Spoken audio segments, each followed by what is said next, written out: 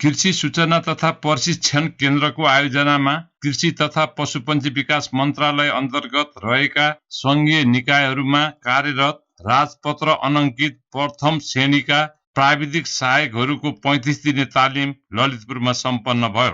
तालिममा सहभागीहरूलाई प्रमाणपत्र वितरण कृषि विभागका महानिर्देशक गोविन्द प्रसाद शर्माले गर्नुभएको थियो। प्रमाणपत्र वितरणपछि महानिर्देशक शर्माले तालिमको महत्त्वमाथि प्रकाश पार्दै सेवाकालीन तालिम, बढुवा प्रयोजनका साथै नयाँ प्रविधिबारे जानकारी प्राप्त हुने र आफ्नो कार्यक्षेत्रमा काम गर्न सजिलो हुने बताउनुभयो। तालिमहरू हामीले पनि प्राविधिक स्तरको होस् या अधिकृत स्तरको लगभग त्यस्तै हिसाबले हुने गर्छ। तर के भने हाम्रो यो यहाँको कृषि सूचना प्रशिक्षण केन्द्रबाट जुन प्रदान गर्ने तालिमहरू विशिष्ट सरहरू हुनुहुन्छ, धेरै लामो अनुभव भएको सरहरू हुनुहुन्छ। तपाईँहरूले धेरै विषयहरूमा एक्सपोजर पाउनु भएको छ। मेरो आफ्नो विचारमा जुन लामो समयसम्म काम गर्दाखेरि पनि थाहा नपाएको कुराहरू, नबुझेका कुराहरू, नदेखेका कुराहरूको विषयमा तपाईँले एक्सपोजर पाउनुहुन्छ। त्यो एउटा राम्रै आफैमा पनि राम्रो मौका हो र कतिजनासँग चिन्न पनि भयो र एउटा एक्सपिरियन्स अनुभव र नयाँ विषयमा चाहिँ र आफूले काम गर्ने विषयमा एउटा अलिकति प्रोफेसनल हिसाबले अपग्रेडिङ हुने क्रममा चाहिँ जुन मौका पाउनुभयो त्यसको लागि यो तपाईँहरू निकै लकी पनि हो। र जहाँसम्म केही रिसोर्स पर्सनहरूले अलिकति बुझाउन सक्नुहुँदैन भने चाहिँ उहाँहरूलाई भन्दा पनि तपाईँहरूको पाटोमा आउँछ। त्यो हामी चाहिँ इन्टरनेसनली पनि यो ट्रेनिङको कुराहरू हेर्दाखेरि के हुँदो रहेछ भने कन्टेन्ट छ भने त उहाँले थोरै बाटो खोलिदिने हो।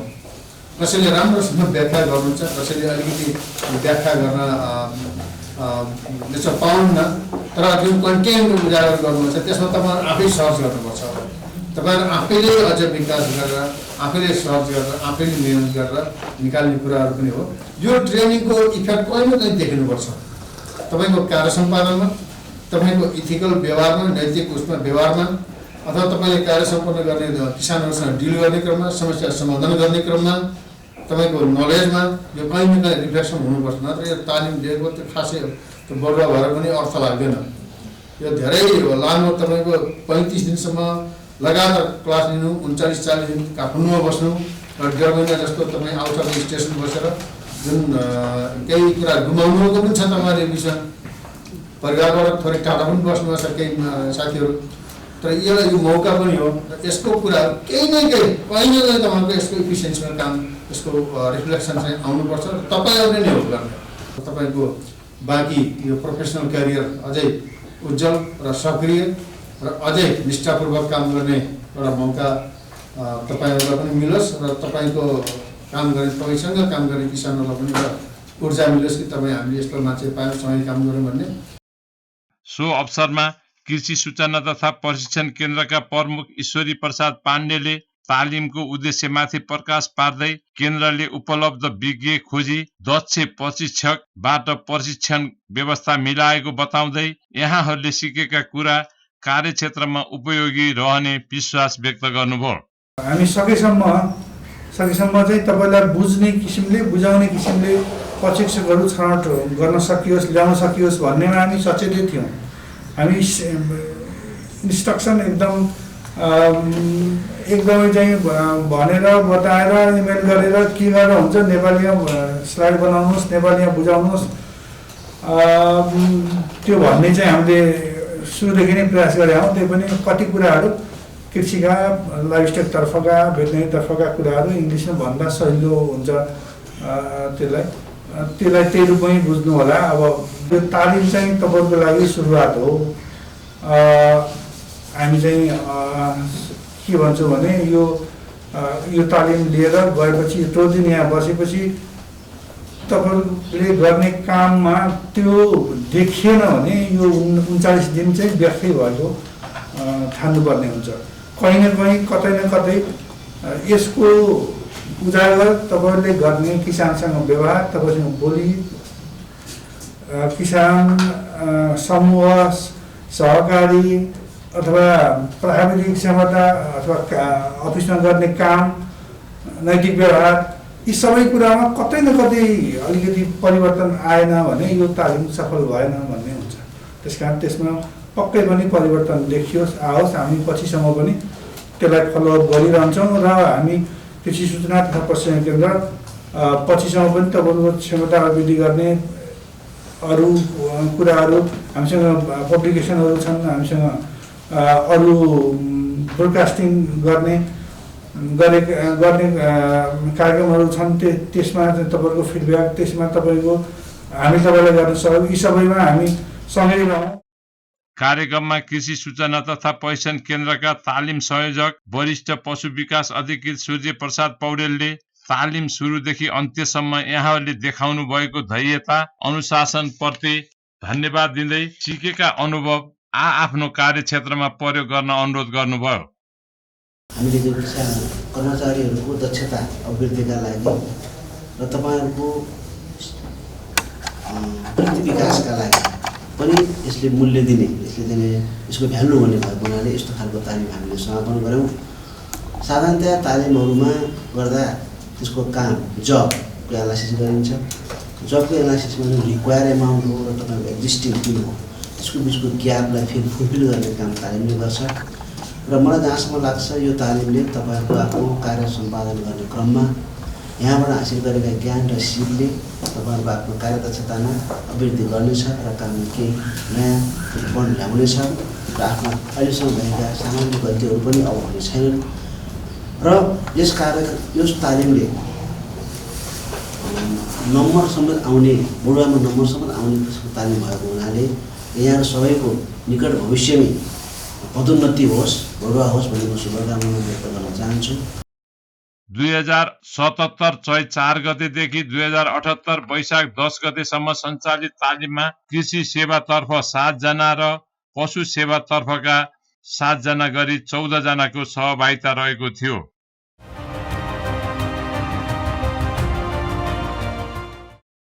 सबै ठाउँमा विकाससँगै हुन नसकेको कारण विकसित अत्यावश्यक सेवा लिनका लागि गाउँ घरका धेरै बासिन्दा सहर बजारमा सानो जग्गामा घर बनाएर बस्ने चलन बढिरहेको छ। अहिले पछिल्लो समय हेर्दा सहर बजार घरै घरले भरिएको छ। ठुलो जनसङ्ख्या घनत्वसँगै विकासका कारण काठमाडौँ लगायत अन्य सहरी क्षेत्रमा प्रदूषण बढिरहेको छ। खाद्य वस्तु स्वच्छ पाउन गाह्रो भइरहेको छ। प्रत्येक मानिसलाई दैनिक 16 केजी स्वच्छ अक्सिजन आवश्यक पर्दछ। यसलाई परिपूर्ति गर्न प्राकृतिक हरियाली नै प्रदूषण विरुद्धको माध्यम हो। यसको लागि जनचेतना अति नै महत्त्वपूर्ण भइरहेको छ। 2064 सालदेखि काठमाडौँ जिल्ला प्रशासन कार्यालयमा दर्ता भई सहरी वातावरणमा सुधार गर्न प्राकृतिक संरक्षण समाज, बोट बिरुवा उत्पादन, वृक्षारोपण, प्रदूषण न्यूनीकरण, अत्याधुनिक ग्रीन हाउस घरको छतमा निर्माण गरी खेती गर्ने, घरमा निस्कने कुहिने वस्तु मार्फत मल तयार गर्ने, अर्गानिक उत्पादन तयार गरी प्रयोग गर्न अनुरोध गर्दै जनचेतनाका लागि परेको छ। पछिल्लो समय घरको छतमा खुला तरकारी गर्ने चलन बढिरहेको छ। पानी र माटोको व्यवस्थापन गर्न नसक्दा घरको छत बिग्रने समस्या हल गर्न एउटा प्रविधि हो प्रदूषण न्यूनीकरण आधुनिक ग्रीन हाउस। एक पटक आफ्नो छत हेरी 65 देखि 85 हजार खर्च गरेर दिगो सफा, थुपा सिँचाइ र अन्य उपकरण सेट सहित प्राकृतिक संरक्षण समाजले यो ग्रीन हाउस निर्माण गरिदिँदै आएको छ। टोखा नगरपालिका 3 सूर्य दर्शन हाइटमा ग्रीन हाउस सेवा लिएका सुन्दरबहादुर आले ग्रीन हाउसको फाइदा बारे यसरी बताउनुहुन्छ। प्राकृतिक संरक्षण समाजका अध्यक्ष कुमार कटवाल सरले उहाँले चाहिँ ग्रिन हाउसको अवधारणा ल्याउनुभयो अनि उहाँले नै प्रस्ताव राख्नुभयो र मैले पनि मेरो घरमा चाहिँ यो राखेँ। पहिला हामीले चाहिँ यो गमलामा त्यो जारहरूमा सानसानोहरूमा चाहिँ उ गरिन्थ्यो, त्यसबाट चाहिँ राम्रो भएन। त्यस कारणले अनि उहाँले त्यो ल्याएपछि हामीले चाहिँ त्यो लगाएपछि हाम्रो त्यो धेरै राम्रो भयो। अनि त्यहाँ अब पानी हाल्न पनि हामीलाई सुविधा भयो। अनि पानी पर्दाखेरि अनि त्यो हावाभरि लाउँदा पनि त्यो सुरक्षित भयो। अनि कोकोपिट त्यसमा कोकोपिट मिसाएको हुँदाखेरि अनि उब्जनी पनि राम्रो भइरहेछ। किनेर खानु र यसरी उत्पादन गरेर खानुमा फरक के छ? यो आफ्नो अर्ग्यानिक पनि हुन्छ अनि आफैले आफ्नै हातले गरेर विषादीयुक्त पनि विषादी रहित पनि भयो। अनि त्यस कारणले अब आफूलाई एउटा आफ्नै छतमा अब कतिखेर मन लाग्यो टिपेर खान पाइयो। कति जति लाग्दो रहेछ यसरी बनाउँदा? यो बनाउन सर 65,000 लाग्छ। 65,000मा बनाउनु? 65,000 बनाएको कति भयो यहाँले बनाएको? मैले त धेरै भएन सर, यो 5-6 महिना भयो। तैपनि यो बनाउँदाखेरि बिस्तारै बिस्तारै आफूलाई आफू मेकअप हुन्छ, यो बिस्तारै गर्दाखेरि राम्रो हुने रहेछ। अब किनकि मैले पनि पहिला यत्रो पैसा भन्थेँ होइन, अब अहिले बिस्तारै गर्दै जाँदाखेरि मैले पनि यसो अनुभव गर्दै जाँदाखेरि हुने राम्रो हुने रहेछ भन्ने मलाई पनि अनुभव भएको छ। सबैले गर्दा राम्रो हुन्छ किनभने यहाँको कतिजना परिवार हुनुहुन्छ? मेरो 4जना परिवार छ। खाना पुगेको छ अहिले तरकारी? पुगिरहेछ सर। किन्नु पर्दैन? साग हामीले किन्न पर्दैन, बिस्तारै सबै कुरो लगाइएको। अब हामीलाई चाहिँ पुगेछ सर। बिहान बेलुका हामी पानी हाल्नु, बेला गोडमेल, अब औषधिहरू, अब सबै कुरो मिलाएरै गरेछ भइरहेछ सर। हामीले तपाईँ खुसी हुनुहुन्छ? खुसी छ सर यो नयाँ प्रविधिबाट। हजुर, यो किनकि अब हामीले पानी हालिरहनु पर्ने। एक त तपाईँको त्यो के छ भने अब कोकोपिटले गर्दाखेरि कोकोपिट मलहरू त्यो नयाँ प्रविधि भएको हुनाले यसमा चाहिँ अब राम्रो बिरुवा पनि ग्रो राम्रो भनेर आउने रहेछ अनि फल पनि राम्रै हुने रहेछ सर।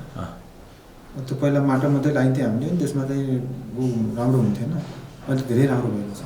प्राकृतिक संरक्षण समाजबाट प्राविधिक सेवा दिँदै ग्रिन हाउसमा उत्पादन लिन सिकाउँदै अर्ग्यानिक स्वच्छ तरकारी प्रयोग गर्नका लागि अनुरोध गर्दै आएको बताउँछिन् जिना सुनवार। काठमाडौँमा धेरै ठुलो सहरमा अब यसरी छठहरूमा माथि कौशी खेती गर्दाखेरि उहाँहरूलाई पनि धेरै राम्रो हुन्छ। अब बाहिर के अरे खेर फाल्ने वस्तुहरू पनि अब कुनै जति ठाउँमा राख्दाखेरि किनेर मल भयो, बाहिर गएर किन्न बस्नु परेन। अनि बाहिर गएर अब धेरै पैसा खर्च भयो भने यहाँनिर अब भनौँ न 10 रुपियाँ 20 रुपियाँ बचत गऱ्यो भने भोलि भावी सन्ततिलाई पनि भयो, सानो बच्चाहरूदेखि उनीहरूले पनि सिक्छ। र यो बोट बिरुवाहरूलाई चाहिँ विभिन्न अब मान्छेहरूलाई जस्तै चाहिने विभिन्न तत्त्वहरू बोट बिरुवालाई 16 तत्त्वहरू चाहिन्छ होइन। 16 तत्त्वहरू चाहिएपछि स्याचो भनेको चाहिँ कार्बन, हाइड्रोजन, अक्सिजन जो चाहिँ प्राकृतिक रूपमा आफै आफ पाउँछ।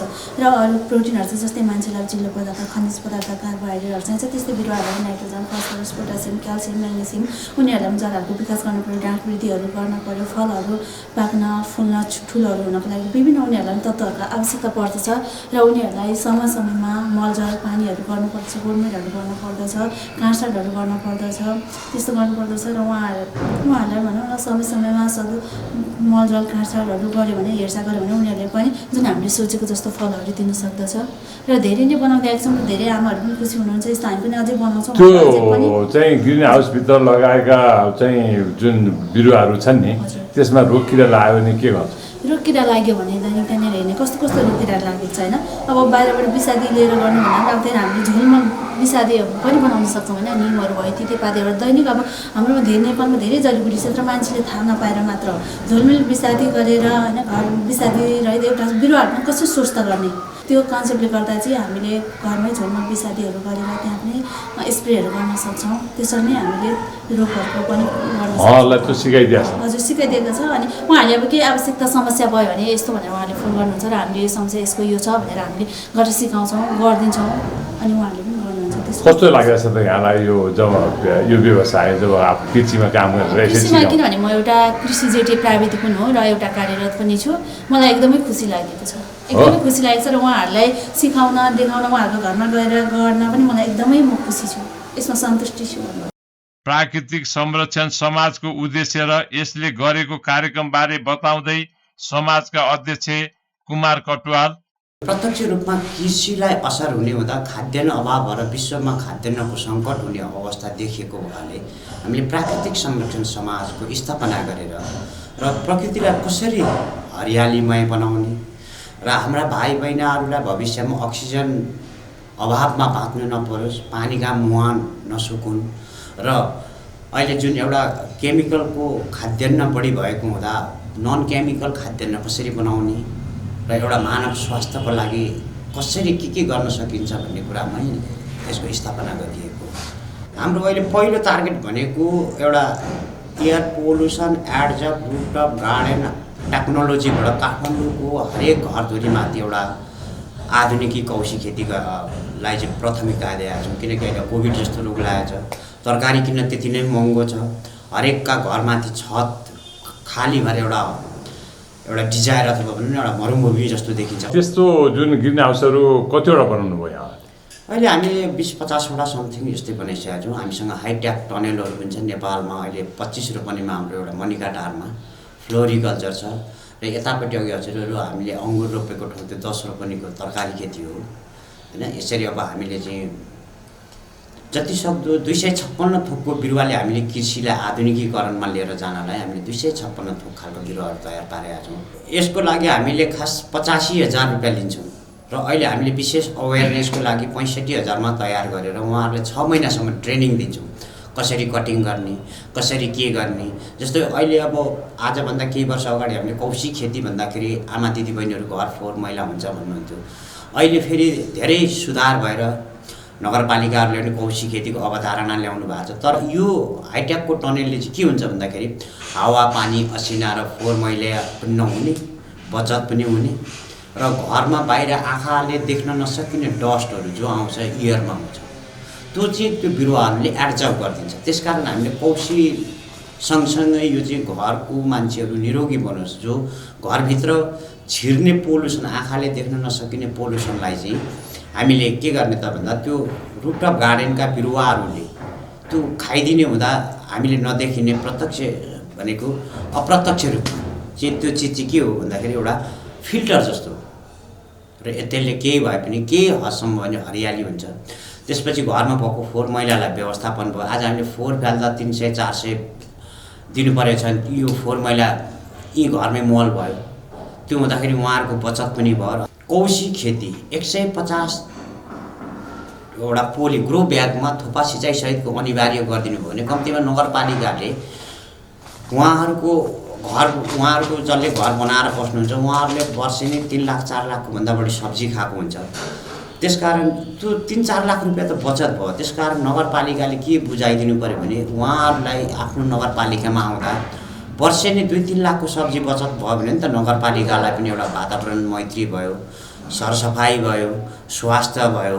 त्यसकारण यो खालको अवधारणा ल्यायौँ भने चाहिँ हामीले सजिलो तरिकाले गर्न सक्छौँ र 50% फोहोर घट्दाखेरि अरू फोहोर मैला हामीलाई दिनुहोस् हामी त्यसलाई अब विभिन्न रूपमा प्रयोग गरेर यी व्यवस्थापन गर्छौँ। हरेक नगरपालिकामा त्यही ठाउँमा त्यसलाई व्यवस्थापन गरेर लिएर जानेछौँ। घरमा तरकारी व्यवस्थापनमा महिलाको भूमिका महत्त्वपूर्ण हुन्छ। महँगो विषादी प्रयोग भएका तरकारीहरू प्रयोग गर्न बाध्य भइरहेको अवस्थामा ग्रिन हाउस प्रयोग गरेपछि तरकारी स्वच्छ प्रयोग गर्न पाएको तरकारीमा हुने खर्च बचेको र घरमा फुर्सदको समयमा घर परिवारबाट नै तरकारी उत्पादन लिन सकिने बताउँछिन् सीता माया आले।